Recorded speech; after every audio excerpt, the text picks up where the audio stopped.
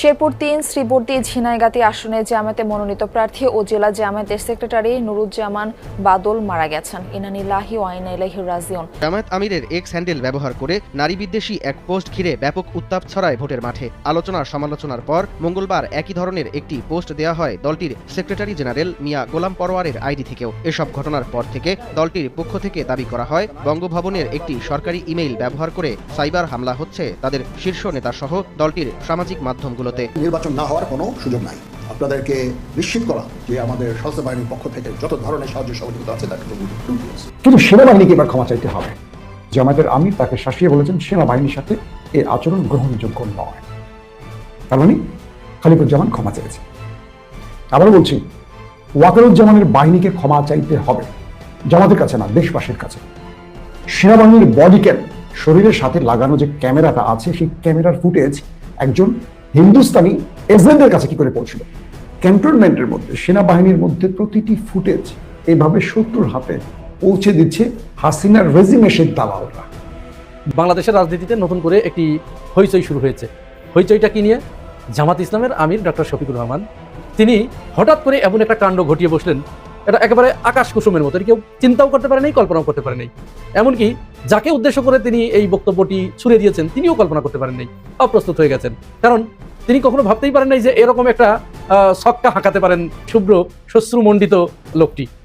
আসসালামু আলাইকুম দর্শক, নতুন একটা ভিডিওতে সবাইকে স্বাগতম। দর্শক, যেখান থেকে চলমান তথ্য জানতে এই ভিডিওটি ক্লিক করেছেন তাদেরকে অনুরোধ করে বলবো ধৈর্য সহকারে সম্পূর্ণ ভিডিওটি মনোযোগ সহকারে দেখবেন।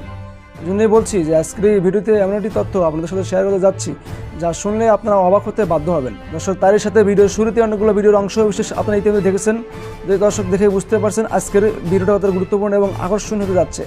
দর্শক, আমি আর কথা বলবো না, যখন মূল ভিডিওতে নিয়ে যাই তার আগে বলবো যারা এখন পর্যন্ত আমাদের চ্যানেলটি সাবস্ক্রাইব করেন নাই, প্রতিনিয়ত আপডেট খবর পেতে আমাদের চ্যানেলটি সাবস্ক্রাইব করে পাশে থাকা বেল বাটনটি বাজিয়ে দিবেন। আর যারা ইতিমধ্যে সাবস্ক্রাইব করে দিয়েছেন তাদেরকে অসংখ্য ধন্যবাদ। দর্শক, চলুন একটি লাইক দিয়ে সম্পূর্ণ ভিডিওটি মনোযোগ সহকারে দেখে আসি। বাংলাদেশের রাজনীতিতে নতুন করে একটি হইচই শুরু হয়েছে। হইচইটা কি নিয়ে?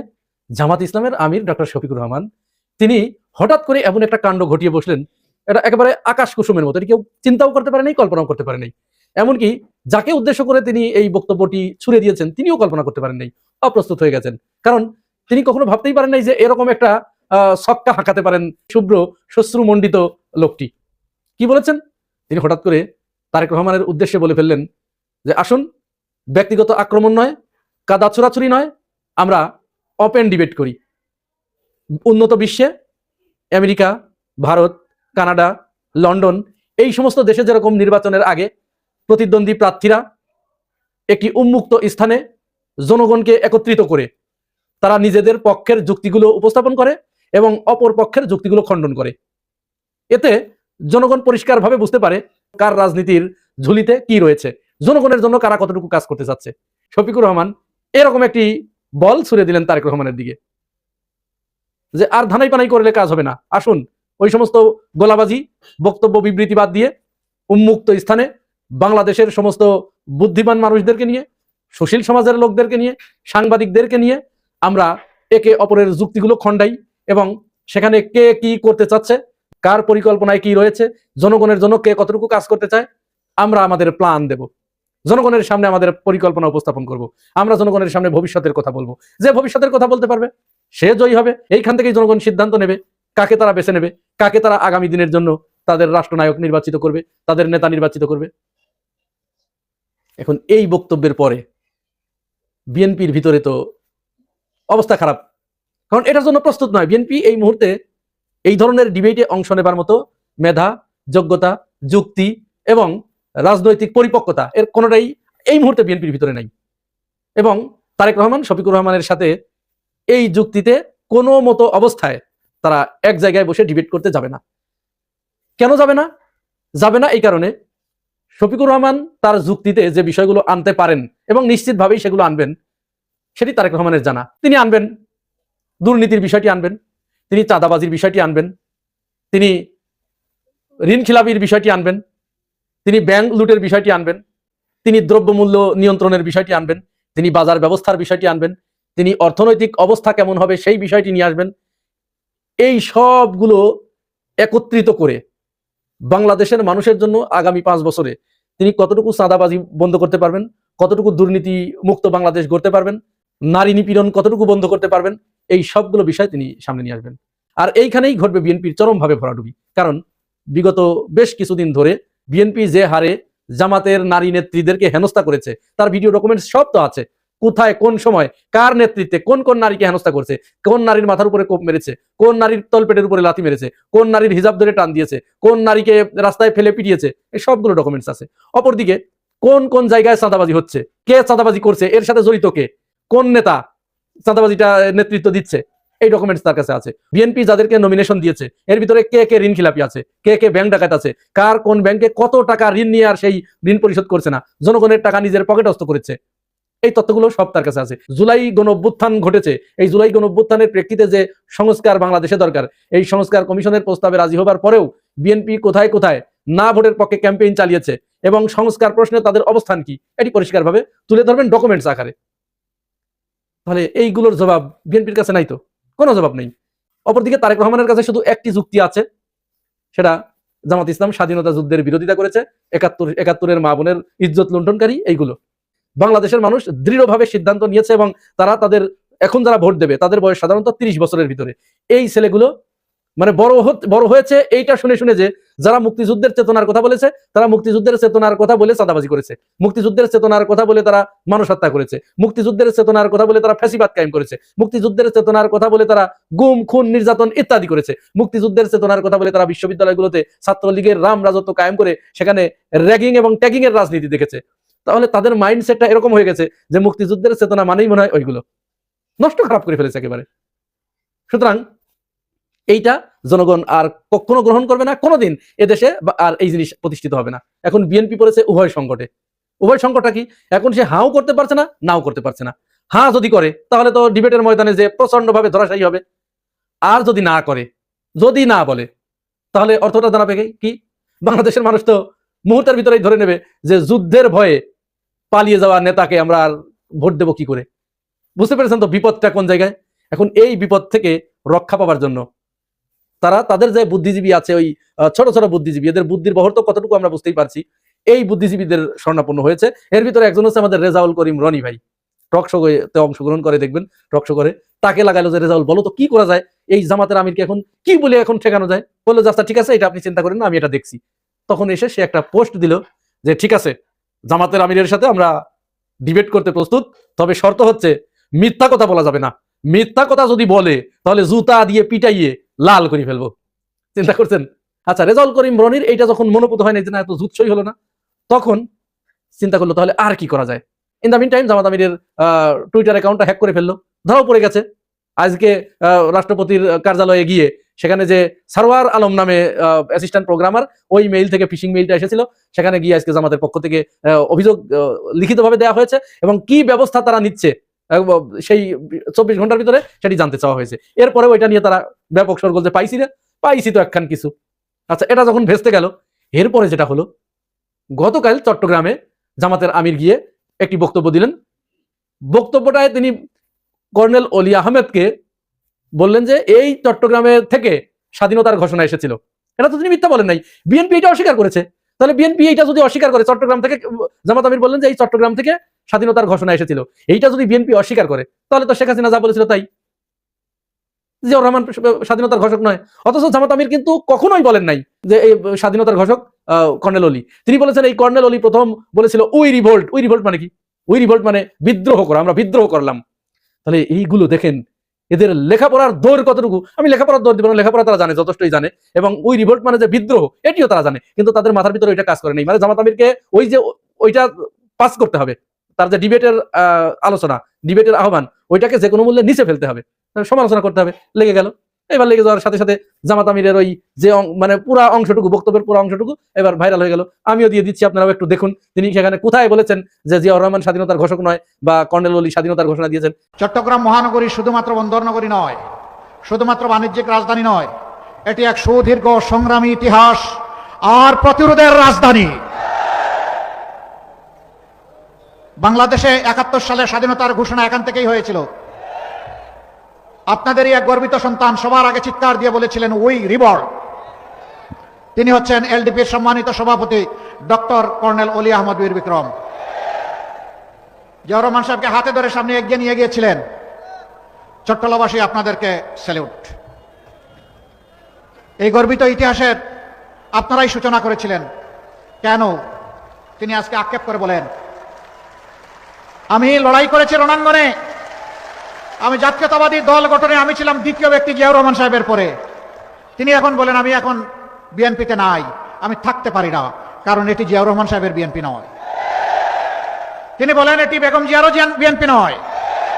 তিনি আরেকটি কথা বলেন, সেটা আমি বলতে চাই না, তার মুখ থেকে আপনারা শুনে নেবেন। আচ্ছা, এইটা শোনার পরে যখন এখানেও তাদের মিশন ব্যর্থ হয়ে গেল, তারা আর কিছুই করতে পারলো না, তখন তারা আজকে যে কাজটি করেছে, উসমান হাদিকে গুলি করার পরে ঢাকা 17 আসনের যিনি জামাত মনোনীত প্রার্থী S M Khaleduzzaman, doctor Khaleduzzaman, তিনি নির্বাচনী প্রচারণায় সেনাবাহিনীর ক্যান্টনমেন্ট এরিয়ায় গিয়েছিলেন। সেখানে তাকে ঢুকতে দেওয়া হয় নাই গানম্যান সহ। এটা অবশ্যই সেনাবাহিনীর একটা নিয়ম আছে, কারণ অস্ত্র নিয়ে ক্যান্টনমেন্টের ভিতরে অন্য কেউ ঢুকবে, এটি এই সমর্থন করি না আমরা, তাদের যেহেতু এটা নিয়ম। তো খালেদুজ্জামান সেখানে একটু বাগবিতণ্ডায় জড়িয়েছে অপেক্ষাকৃত নিচের দিকের সৈনিকদের সাথে। খালেদুজ্জামানের যে পজিশন, সেই পজিশনে থেকে সৈনিকদের সাথে তার বাগবিতণ্ডায় জড়ানো, এটি মোটেই ঠিক হয় নাই, এটা তিনি ভালো কাজ করেন নাই। এই ঘটনা তাহলে কতদিনের? আজ থেকে প্রায় 1 মাসের উপরে। এই ঘটনার পরে খালেদুজ্জামান সেনাবাহিনীর কাছে প্রকাশ্যে তিনি ক্ষমা চেয়েছেন, তার সেই ভিডিও আছে, ক্ষমা যে চেয়েছেন এবং সেটা সেটেলমেন্ট হয়ে গেছে। এখন আজকে বিএনপির মিডিয়া কর্মী জুলকারনাইন শায়ের, বিশিষ্ট বিএনপির অ্যাক্টিভিস্ট, তিনি এই ভিডিওটা আজকে ছেড়ে দিয়েছেন সেনাবাহিনীকে খেপিয়ে তোলার জন্য। এখন এখানে গুরুত্বপূর্ণ একটা প্রশ্ন কিন্তু থেকে যায় যে সেনাবাহিনীর বডি ক্যামেরায় ধারণকৃত ওই ভিডিও জুলকারনাইন শায়ের কাছে গেল কি করে? দেখছেন ওপেন দ্য ইউটিউব চ্যানেল এবং মাসুম আহমদ ফেসবুক পেজ। শবে বরাতের আজকের এই দিনে যারা রোজা রেখেছেন, যারা ইবাদত বন্দেগী করছেন, প্রত্যেকের জন্য শুভেচ্ছা। আল্লাহর দরবারে প্রত্যেকের দোয়া যেন আল্লাহ কবুল করেন সেই প্রার্থনা করে আমার জন্য দোয়া করবেন, আমার প্রিয়জনদের জন্য দোয়া করবেন এবং আপনাদের জন্য দোয়া করছি। সবচেয়ে বেশি দোয়া প্রয়োজন আমাদের দেশটার জন্য। এই দেশটা একটা অন্ধকার সময় পার করেছে গত 54 বছর। এই দেশটাকে নতুন আলোর দিকে নিতে হলে একদম নতুন মানুষের এবং যারা আলোর পথে হাঁটছেন সেই সব মানুষের দিকে আমাদের এগিয়ে যেতে হবে। প্রিয় দর্শক, আপনার ভোট আপনি দেবেন যাকে খুশি তাকে দেবেন, এই কথাটি আসলে সত্য নয়। আপনার ভোট আপনি দেবেন যাকে খুশি নয়। এই রাষ্ট্রটাকে যারা রক্ষা করতে পারে, দেশটাকে যারা রক্ষা করতে পারে, মানুষের ভাগ্য যারা পরিবর্তনে কাজ করতে পারে এবং দুর্নীতি যারা বন্ধ করতে পারবে, চাঁদাবাজি যারা বন্ধ করতে পারবে, সুশাসন বা সৎ লোকের শাসন যারা রাষ্ট্রে প্রতিষ্ঠিত করতে পারবে, তাদেরকে ভোটটা দেবেন। 54 বছর আপনি কি পেয়েছেন হিসেব করেন, আর কি হারিয়েছেন তাও হিসাব করেন। যদি হিসেব করে বুঝতে পারেন কি হারিয়েছেন আর কি পেয়েছেন, তখন বুঝবেন আপনার ভোটের মূল্য কত। দর্শক, বাংলাদেশ সেনাবাহিনী আমাদের গর্বিত একটি প্রতিষ্ঠান বা সংস্থার নাম। বিগত সময়ে এই বাহিনীটি যথেষ্ট দুর্নাম কামিয়েছে। রাষ্ট্রীয় বাহিনী হিসেবে এই বাহিনীটিকে আমরা দায়মুক্তি দিতে পারি না। আবার এই বাহিনীর সব অফিসার বা সব সদস্য খারাপ ছিল না। কিছু উচ্চাকাঙ্ক্ষী কারাপ্টেড দলবাজ ব্যক্তির জন্য পুরো সেনাবাহিনী দুর্নাম ঘাড়ে নিতে পারে না। এটা একদম আমার নিজের মতামত। এই দেশের সেনাবাহিনীকে আমরা দেখেছি হাউজিং প্রতিষ্ঠান বানানো হয়েছে। আমাদের সেনাবাহিনী বড় বড় ভবন, ইমারত, সড়ক, বিভিন্ন টেন্ডারের কাজ করেছে। পাশাপাশি আমাদের সেনাবাহিনীর ভেতরকে দুর্বল করে দিয়েছে আমাদের শত্রু রাষ্ট্রটি দেশের লেন্দুক দর্জিদের সাহায্যে। সেই সেনাবাহিনীর মধ্যে দেশপ্রেমিক অফিসার যেমন আছেন, সদস্য যেমন রয়েছেন, আবার রয়েছেন লুভি ব্যক্তিরাও, যারা পদ, পদবি, রাজনৈতিক খায়েশ, উচ্চাকাঙ্ক্ষা, বিদেশিদের প্রেসক্রিপশন সার্ভ এবং দলবাজি বা অবৈধ অর্থ পকেটে পুরার জন্য রাষ্ট্রকে বিকিয়ে দিয়েছেন, বিক্রি করে দিয়েছেন। সেই রাষ্ট্রকে আবার নতুন দিকে এগিয়ে নিতে হলে আমাদের সেনাবাহিনীকে রক্ষা করতে হবে। আমাদের সেনাবাহিনীকে যে ভুলগুলো হয়েছে সেই ভুল থেকে শুধরাতে হবে। এবং একটি বিষয় আমাদের মনে রাখতে হবে যে আমাদের সেনাবাহিনী একটা আমাদের গর্বের জায়গা। বাংলাদেশের আর কিছু নিয়ে আমরা কথা না বললেও আমরা সেনাবাহিনী গর্ব করতে পারি। সাম্প্রতিক জামাতের নেতা ঢাকা 17 আসনের যিনি তারেক রহমানের বিপরীতে দাঁড়িয়েছেন ডক্টর খালিকুজ্জামানের সাথে ক্যান্টনমেন্টের গেটে সেনাবাহিনীর বাকবিতণ্ডা হয়েছে। এটার জন্য আমি যতটুকু জেনেছি খালিকুজ্জামান সেনাবাহিনীর কাছে ক্ষমা চেয়েছেন, আমি যতটুকু জেনেছি ভিতরের খবর। এবং জামায়াতের আমির তাকে শাসিয়ে বলেছেন সেনাবাহিনীর সাথে এই আচরণ গ্রহণযোগ্য নয়। তার মানে খালিকুজ্জামান ক্ষমা চেয়েছে, কিন্তু সেনাবাহিনীকে এবার ক্ষমা চাইতে হবে। আবার বলছি, ওয়াকারুজ্জামানের বাহিনীকে ক্ষমা চাইতে হবে, জামাতের কাছে না, দেশবাসীর কাছে। সেনাবাহিনীর বডি ক্যাম, শরীরের সাথে লাগানো যে ক্যামেরাটা আছে, সেই ক্যামেরার ফুটেজ একজন হিন্দুস্তানি এজেন্টের কাছে কি করে পৌঁছলো? হিন্দুস্তানি এজেন্ট চিনবেন? তিনি হলেন বাংলাদেশের একজন করাপ্টেড সেনা, মানে বহিষ্কৃত সেনা সদস্য, জোকার নায়ক, যাকে আমি বলি জোকার নায়ক। জোকার বুঝেন তো? অনেক জোকার আছে বাংলাদেশের ফিল্মে, জোকারি কত, দিলদার, টেলিসামাত, নাম শুনছেন তো? আবার বিদেশে আছে, মানে ভারতে আছে, অনেক দুর্দান্ত জোকার। তো বাংলাদেশের মিডিয়া জগতে একটা অপরিচিত নাম ছিলেন, হঠাৎ করে হাসিনার ফ্যাসিস্ট রেজিমে একটি মাত্র আল জাজিরার সংবাদে তাকে আমরা চিনেছিলাম। সে জোকার নাইন, তিনি তার ফেসবুকে এই ভিডিওটি কিভাবে রিলিজ করলো, এই ফুটেজটা তার কাছে গেল কি করে? তার মানে ক্যান্টনমেন্টের মধ্যে, সেনাবাহিনীর মধ্যে প্রতিটি ফুটেজ এভাবে শত্রুর হাতে পৌঁছে দিচ্ছে হাসিনার রেজিমের দালালরা। ডিজিএফআই, আবার বলছে ডিজিএফআই এর মধ্যে অনেক দালাল বসে আছেন, যারা শুনছেন আমার বন্ধুরা আহত হবেন না। জোকার নাইনের মতো একজন দেশদ্রোহীর হাতে এই ফুটেজ গেল কি করে? প্রশ্নটা আমার সেখানে। ভালো করে প্রশ্ন করুন নিজেকে। এই ব্যক্তি ইসরায়েলের ডিভাইস, বাংলাদেশের পলিটিশিয়ানদের কথা আড়ি পাতার জন্য যে পেগাসুস সফটওয়্যার ইসরায়েল থেকে কেনার কাজটি করেছিলেন, এবং তিনি ইসরায়েলের সাথে কানেক্টেড, ইসরায়েলের গণমাধ্যমের সাথে কানেক্টেড এই ব্যক্তি জোকার নাইন। তাকে বিশ্বাস করে আমাদের গোয়েন্দা সংস্থা অর্থায়নের মাধ্যমে তাকে কিন্তু অর্থায়ন করে, অর্থ দিয়ে তাকে পালে। আর যেখানে তিনি অর্থ পান, নিজেকে এইভাবে বিক্রি করেন। তিনি কোনো সাংবাদিক নন, তাকে আমি ব্যক্তিগতভাবে সাংবাদিকতা করি 25 বছরের উপরে, আমি কখনো তার নাম শুনিনি, কখনোই শুনিনি। আমি তো মূলধারায় কাজ করেছি, বাংলাদেশের প্রথম সারির 4টা টেলিভিশন, যারা 1 নম্বর পজিশনে ছিল, সেই টেলিভিশনে কাজ করেছি, সর্বোচ্চ পদে নিউজ এডিটর ছিলাম। ওই আজকে বেরোয় কালকে বেরোয় না এই পত্রিকায় কাজ করিনি, ওই টেলিভিশনে, যেটা কেউ চেনেন না, চ্যানেল 1 থেকে যাত্রা শুরু, 21 টিভিতে গিয়ে থেমেছি, ইন্টারন্যাশনাল গণমাধ্যমে কাজ করেছি লন্ডনে বসে। আমি এই নামটি শুনিনি কখনো। হঠাৎ করে প্রাইম মিনিস্টার ম্যান, আমাদের সাবেক করাপ্টেড সেনা অফিসার, আরেক করাপ্টেড আজিজকে নিয়ে একটি অনুসন্ধান প্রতিবেদন আসে আল জাজিরা, যেটা নেপথ্যে কাজ করেছিল কনক সরওয়ার ইলিয়াস এবং পিনাকি ভট্টাচার্য। কিন্তু সবাই এটার মাধ্যমে ওই জোকার নায়ককে চেনে। সেই লোক কি করে ওসমান হাবিব খুনি, পালিয়ে গেল, কোথায় গেল, কোথায় বাসা চেঞ্জ করলো, কোথায় জায়গা পরিবর্তন করলো, কোথায় পানি খেলো, কার সাথে কথা বললো, ডিটেল জানে, লন্ডনে বসে জানে। অর্থাৎ খুনিরা তাকে সবকিছু জানিয়ে দিয়েছে, এবং খুনিরাই তাকে তথ্য দিয়েছে, বলে দাও যে সে দেশ ছেড়ে চলে গেছে, তাকে যেন পুলিশ আর খোঁজাখুঁজি না করে। মানে যারা খুন করেন তারাই এই কাজটি করেন মোটিভটাকে, দৃষ্টিটাকে ফেরাবার জন্য। ইন্টারেস্টিং ব্যাপার, এই ব্যক্তি বিদেশে বসে সকল খবর জানেন। বাংলাদেশের বড় বড় অনুসন্ধান রিপোর্টাররা সেই তথ্য খুঁজে পায় না। আমাদের DGFI, NSI, SB, RAB intelligence, police intelligence, DB, কেউ যে তথ্য জানে না, তিনি বিদেশ বসে জানেন। তার মানে তাকে তথ্যগুলো দিচ্ছে বাংলাদেশ থেকে, এবং তিনি ফেসবুকে দেন, এটার জন্য মাসোহারা পান। কালকে যদি আপনি টাকা দেন, কালকে আপনার বিরুদ্ধে কথা বলবে। না সে বিএনপি, না সে জামাত, না সে আওয়ামী লীগ, তবে সে দিন শেষে একজন, কি বলবো, পতিতা বোঝেন, টাকার বিনিময়ে যারা শরীর বিক্রি করে, তিনি টাকার বিনিময়ে সোশ্যাল মিডিয়ার ফেসবুক টেসবুক বিক্রি করে এই খবরগুলো দেন। সেনাবাহিনীর মধ্য থেকে এই বডি ক্যামের ফুটেজ বিদেশে থাকা রাষ্ট্রদ্রোহী একজন করাপ্টেড ব্যক্তি পেল কি করে? এই জবাব ওয়াকারুজ্জামান আপনাকে দিতে হবে, 100% আপনাকে দিতে হবে। যদি আপনি না দেন, তাহলে সেনাবাহিনীর ভাবমূর্তি নিয়ে প্রশ্ন উঠবে। সেনাবাহিনীকে আবার বলছি, পুরো সেনাবাহিনীর এই দায়িত্ব নেবে না। সেনাবাহিনীর মধ্যে দেশপ্রেমিক বহু অফিসার আছে, বহু সদস্য আছে, এই দেশটা টিকে আছে তাদের কারণে। কিন্তু উপরে বসে থাকা বহু করাপ্টেড লোক আছে, যাদের ভুঁড়ি এত বড় হয়ে গেছে, যারা রাষ্ট্রের উচ্চ পদকে ম্যানেজ করে কোটি কোটি টাকা বিদেশে পাচার করেন। রাষ্ট্রের ভেতরে, রাষ্ট্রের বাইরে তাদের অনেক টাকার মালিক, অনেক টাকার জমে গেছে, পাহাড় জমেছে সেই সব ব্যক্তিদের। আমরা দেখেছি হাসিনা পালিয়ে যাওয়ার সঙ্গে সঙ্গে বহু অফিসার পালিয়ে গেছেন। তার মানে সেনাবাহিনীর ঘাড়ে দোষ আছে, তারা নিষ্কুলুষ পবিত্র নয়। তাহলে সেনাবাহিনী পালালো কেন? সেনাবাহিনী তাহলে সেফ জোন, এখন তাদেরকে রাখা হয়েছে, কি বলবো, যে সেনা ক্যান্টনমেন্টের মধ্যে 15 জনকে রাখা হয়েছে অপরাধ ট্রাইব্যুনাল, মানে আমাদের আন্তর্জাতিক অপরাধ ট্রাইব্যুনালের আসামি হিসেবে। কেন রাখা হয়েছে? তার মানে সেনাবাহিনীর মধ্যে অপরাধ ছিল, এটা প্রমাণিত হয়েছে। প্রশ্ন হলো, জামাতের যে ব্যক্তি কথাগুলো বলেছেন, এটাকে আমি সাপোর্ট একেবারেই করি না।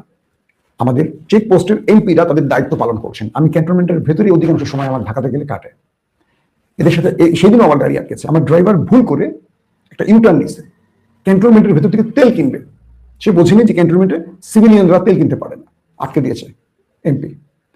ভদ্রলোক আমাকে চিনছেন, আমি প্রথম গাড়ি থেকে নামিনি, আমার ড্রাইভার হাতে পায়ে ধরছেন, মানে বুঝিয়েছেন, হাতে পায়ে মানে তাকে বুঝিয়েছেন। পরে আমাকে বলে, স্যার আপনি একটু কথা বলেন। আমি নেমে যাওয়ার সঙ্গে সঙ্গে সে আমাকে বুকে জড়ায় বলছে, আমি তো আপনার ভিডিও দেখি মাসুম ভাই, আজকে আপনাকে বাস্তবে দেখলাম, দেশে আসছেন কবে? আমি বললাম, ভাই একটু ক্ষমা করা যায় কিনা, আমার ড্রাইভার জানে না, সে ক্যান্টনমেন্টে গাড়ি চালায়নি, তাকে সতর্ক করে দেয়। তো মাসুম ভাই আপনি বলছেন, আমি কি করবো? আমি বললাম, দেখেন আইন যেটা বলে, আমি আমার চেহারা দিয়ে আপনাকে ক্ষমা করতে বলবো না, কারণ আমার হাতে ক্ষমার অপশনও আছে, আমি ক্ষমা করবো, তবে আপনার ড্রাইভারকে সতর্ক করেন, সেটা অবশ্যই আপনিও করবেন, আমিও করবো, আইন সবার জন্য সমান। খালিকুজ্জামান সেখানে গানম্যান নিয়ে ঢুকবেন, তার বক্তব্যটা ছিল আমি এখান দিয়ে ঢুকে আমি তো ক্যান্টনমেন্টের বাইরে যাব, তখন আমার নিরাপত্তা কে দেবে? প্রশ্নটি ঠিক আছে, কিন্তু ক্যান্টনমেন্টের ভেতরে গানম্যান নেওয়ার কোনো বৈধতা কারণে কোনো সিভিলিয়ানদের নেই, এটাও কিন্তু নয়। একজন এমপি কিছু করতে পারবে না। আবার এটাও ঠিক, ক্যান্টনমেন্টের ভিতরে ইদানিং অনেকে একটু গুরুত্ব বেশি দেওয়া হচ্ছে, এই অভিযোগটা ওই এমপির না, সেনাবাহিনীর বিরুদ্ধে, এটাও ঠিক। এখন কোথায় যাবেন? রাষ্ট্রের একটা জায়গায় পতন ধরলে অনেক জায়গায় গন্ধ বেরোয়, এই গন্ধটা সেখান থেকে বেরোচ্ছে। আবার আজকের ভিডিও কয়েকটা প্রশ্ন আমি রেখে যাবো ক্যান্টনমেন্টের উদ্দেশ্যে, আমার প্রিয় সেনা সদস্যদের উদ্দেশ্যে। প্রথম কথা, সেনাবাহিনীর ভেতরের বডি ক্যামের ফুটেজ বাইরে গেল কি করে? এটার জন্য অবশ্যই যারা সংশ্লিষ্ট দায়ী রয়েছে তাদের বিচার করতে হবে। এটা যদি বিচার না হয়, আগামী দিন এটার জন্য সেনাবাহিনীকে এই কলঙ্ক বহন করতে হবে, যেটা শেখ হাসিনার রেজিমের কারণে সেনাবাহিনীরা এখনো মাথা উঁচু করতে পারে না। 2 নম্বর বিষয়, 1/11 এর আগে পরে বাংলাদেশ সেনাবাহিনীর উপর ফ্লাইং কিক দেওয়ার ঘটনা ঘটিয়েছিল কোন রাজনৈতিক দল, সেই বিচারটি কি আদৌ হয়েছে? খালিকুজ্জামান কিক দেয়নি, তিনি বিতর্কে গেছেন, তিনি সেনাবাহিনীকে বিগত কর্মের জন্য দায়ী করেছেন, বিগত কর্মের জন্য সেনাবাহিনী দায়ী করেছেন, এই সেনাবাহিনী অনেক অপরাধে জড়িয়েছে সেটা তিনি উল্লেখ করেছেন। বাট তার ক্যান্টনমেন্টের গেটে এই বিতর্ক বৈধ ছিল না, এটাকে আমি একদম সমর্থন করি না। কিন্তু সেনাবাহিনীকে দায়ী করে যে বক্তব্যগুলো তিনি দিয়েছেন এটা কিন্তু সত্যই বলেছেন। কিন্তু সেনাবাহিনী বা আমাদের সেনা সদস্যদের পোশাকে যারা লাথি দিয়েছিলেন, ফ্লাইং কিক দিয়েছিলেন, মনে আছে কারা দিয়েছেন? ফার্মগেট এরিয়া, আমি তখন চ্যানেল 1-এ কাজ করতাম, এটা নিয়ে আমি রিপোর্টও করেছিলাম। তারা যদি আজকে বড় বড় কথা বলেন আমাদের লজ্জা লাগবে। আমরা দেখেছি আমাদের র্যাব সদস্যদের চিটংয়ের একটি জায়গায় হামলা করে হত্যা করা হয়েছে। আমাদের সেনাবাহিনীর সাথে বিগত সময় কারা খারাপ আচরণ করেছে জানি আমরা। এই দেশে রাজনৈতিকভাবে কারা সন্ত্রাস ছড়ায় সেটাও আমরা জানি, এটা আমার বিষয় নয়। জামাত যদি এই ব্যাপারে সেনাবাহিনীর কাছে ক্ষমা চায়, অবশ্যই বিষয়টি মাথায় রাখতে হবে, ক্ষমা চাইতে হবে। সেনাবাহিনীকে যারা নতভাবে, দুর্বলভাবে বা যারা অপমান করবে তারা এই রাষ্ট্রের সাথে গাদ্দারি করা শামিল, কারণ এটা আমাদের পরিচয়, সেনাবাহিনী আমাদের পরিচয়। আবার সেনাবাহিনীর মধ্যে যারা দলবাজ, চাটুকার, তাদেরকেও সেনাবাহিনীর পোশাকটা খুলে বাইরে যেতে হবে, এই পোশাকে রাজনীতি চলবে না। 3 নম্বর, সেনাবাহিনীর ফুটেজ, গোপনীয়তা, তথ্য যারা বাইরে পাচার করে তারা এই রাষ্ট্র বিরোধী, রাষ্ট্রের বলবে এক কথায় যারা হাসিনার দালাল, তাদেরকে মুক্ত করতে হবে ওয়াকারুজ্জামানকে। তাদেরকে বসিয়ে রাখলে এরকম খালিকুজ্জামানরা বহু বিতর্ক ছড়াবে, কালকে আরেকজন বিতর্ক ছড়াবে। এই সেনাবাহিনীকে বিতর্কিত যারা করছে তাদেরকে অবশ্যই এই জবাবটি দিতে হবে। শেষ যে বিষয়টি, রাজনৈতিকভাবে এখন অনেক কিছু চলছে, একটি পক্ষকে বেশি সমর্থন দেওয়া হচ্ছে, সুবিধা দেওয়া হচ্ছে, অন্য পক্ষকে দেওয়া হচ্ছে না, এগুলো নিয়ে বিতর্ক আছে। কিন্তু এখন প্রফেসর ইউনূসের আমলে যদি আমরা দেখি যে ফ্রি ফেয়ার ইলেকশনের কোনো ফিল্ড তৈরি হয়নি, এটা আমাদের জন্য সবচেয়ে বড় কষ্টের হবে, লজ্জার হবে। আর হাসিনাকে আমরা বিগত সময় গালি দিয়েছি, বেগম জিয়ার আমলেও বিতর্ক হয়েছে নির্বাচন নিয়ে, যে জন্য তত্ত্বাবধায়ক পদ্ধতি বাংলাদেশে এসছে। আজকে প্রফেসর ইউনূস তিনি কোনো দলীয় ব্যক্তি নন, কিন্তু তিনি বা তার প্রশাসন বিভিন্ন জায়গায় বিভিন্নভাবে সুবিধা দিচ্ছে কোনো কোনো দলকে। এটা বন্ধ হওয়া জরুরি, নতুবা আগামী দিনের ইলেকশন বিতর্কিত ইলেকশনের রূপ নেবে। প্রফেসর ইউনূস চেয়েছেন একটি সবচেয়ে ফ্রি ফেয়ার বা একটা প্রশংসনীয় নির্বাচন করতে। এটা করতে হলে প্রশাসনের মধ্যে যারা একটু দাবিদারি করবেন, দলবাজি করবেন, দ্রুত তাদের বিরুদ্ধে ব্যবস্থা নিতে হবে, সে যেই হোক। দর্শক, আপনারা আবার এই মতামতের সাথে এক কিনা অবশ্যই জানাবেন যে সেনাবাহিনীর সাথে জামাতের এই আচরণটি গ্রহণযোগ্য কিনা, এবং খালিকুজ্জামান যে কথাগুলো বলেছেন যে তিনি তারেক রহমানদের জন্য সেনাবাহিনী ক্যান্টনমেন্টের চেটে একটু পরিষ্কার করে ফেলছে, এটা কতটুকু সত্য এবং এটাকে সমর্থন করেন কিনা। আপনাদের কমেন্ট আশা করব। ইনশাআল্লাহ আগামী বিগত সময়ের মতো আবারও নিয়মিত দেখবেন আমাকে। আবারও বলছি, সেনাবাহিনীর প্রতি আমাদের ভালোবাসা অসীম, তবে যারা সেনাবাহিনীকে বিতর্কিত করছেন সেনাবাহিনীর উচিত তাদের পোশাকটা খুলে রেখে দেয়া, কারণ বিগত 16 বছর সেনাবাহিনীর যথেষ্ট দুর্নাম কামিয়েছিল ওই কয়েকজন ব্যক্তির জন্য, জিয়াউল আহসানদের মতো ব্যক্তিদের জন্য, কর্নেল মজিদের মতো ব্যক্তিদের জন্য। অতএব পুরো রাষ্ট্রীয় বাহিনী কোনো কয়েকজন ব্যক্তির জন্য এই দায়ভার নিতে পারে না, তাই এটার জবাব সেনাবাহিনীর পক্ষ থেকে আসতে হবে। বডি ক্যামের ফুটেজ জোকার নাইট বিদেশে বসে পেল কি করে, এবং এই ফুটেজ আর কোথায় কোথায় যাচ্ছে, ক্যান্টনমেন্টের মধ্যে আরো গোপনীয়তা বাইরে কোথায় কোথায় শত্রু রাষ্ট্রের কাছে যাচ্ছে কিনা, এই বিষয়ে সতর্ক দৃষ্টি রাখতে হবে সেনাবাহিনীকে। আর সেনাবাহিনীর মধ্যে যারা রাজনৈতিকভাবে কাউকে সুবিধা পাইয়ে দিতে চায়, মনে রাখবেন 12 তারিখের পর তারা আবার হাসিনার মতো দেশ ছেড়ে পালাবে, অথবা গোত্র বা বর্ণ চেঞ্জ করে বা সুর পরিবর্তন করে তারা আবার নতুন দলের দালালি শুরু করবে। এইরকম সেনাবাহিনী আমরা চাই না, মেরুদণ্ডহীন বা দলবাজ বা চাটুকার আমরা চাই না, আমরা দেশপ্রেমিক সেনাবাহিনী চাই। প্রত্যেকে ভালো থাকবেন, আল্লাহ হাফেজ। দর্শক, আশা করি সম্পূর্ণ ভিডিওটি মনোযোগ সহকারে দেখলেন এবং সবগুলো বিশ্লেষকের বিস্তারিত আলোচনা দেখলেন। দর্শক, আপনারা কি এই বিশ্লেষকের সাথে একমত নাকি দ্বিমত অবশ্যই আমাদের কমেন্ট বক্সে জানিয়ে দেবেন এবং পারলে এই ভিডিওটি শেয়ার করে সবাইকে দেখার সুযোগ করে দেবেন। দর্শক, আজকের মতো এ পর্যন্তই, দেখা হবে নতুন একটা ভিডিওতে।